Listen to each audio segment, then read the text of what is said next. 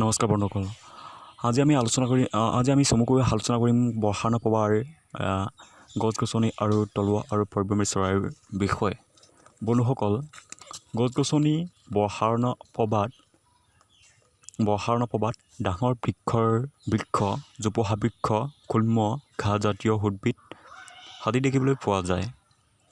বিশেষকৈ প্ৰবাদ বনাঞ্চলত ভেক, হেলুং, হাতীপলীয়া, অমৰা, আম, আমলখি, আহঁত, বট, পিছলা, শলক, শিমলু, গমাৰি, শিলিকা, বুমুৰা, পকা, বনজামু, মজ, দোনাগছ, বৰগছ, ডিমৰু, মেখাই, মধাৰ, এঝাৰ, চাম, চতিয়ানা, কাঠআলু, প্ৰেমলতা সৌষধি গছলতা আৰু বনৰীয়া শাক-পাচলি দেখিবলৈ পোৱা যায়।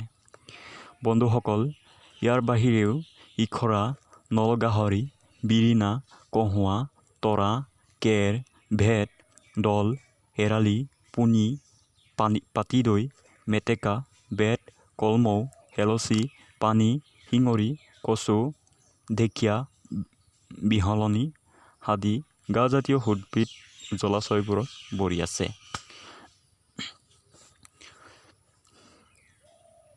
বন্ধুসকল, তলুৱা আৰু পৰিভ্ৰমী চৰাই হৈছে বৰ্ষাৰ্ণ প্ৰবাহ পৰিভ্ৰমী চৰাইৰো বাসস্থান। বন্ধুসকল, প্ৰবাহ বৰ্ষাৰ্ণ বাগৰ লগতে আৰ্দ্ৰভূমি আৰু চিয়াং নদীত বন, কুকুৰা, পেঁচা, হুদু, ধনেশ, পুতুকা, পেঁচা, বগলী, শামুকভঙা, বনৰীয়া ৰাজহাঁহ, পানীকাউৰী, দৈকলা, বনৰীয়া হাঁহ, মাছৰোকা, কণামুচৰি, পকৰা, মাছৰোকা, গাবুক, মাজুবক, বৰবক, মণিয়ৰি, ডাউক, কামচৰাই, বাদুলি, শালিকা, কপৌ, চিলনী, ঢলপুঙা, গঙাচিলনী, বেলা, হাজান, গিলাহাঁহ, পাতিহাঁহ, বৰুৱা, শেন চৰাই, বালিঘোঁৰা, ধৃতৰাজ, শেৰালি হাঁহ, দেওহাঁহ, অসমৰ ৰাজ্যিক চৰাই পুতুকী হাঁহ, কাতিহাঁহ, চাকৈ চকুৱা আদি ইত্যাদিবোৰে বিভিন্ন তলুৱা আৰু পৰিভ্ৰমী চৰাই চিৰিকটি দেখিবলৈ পোৱা যায়।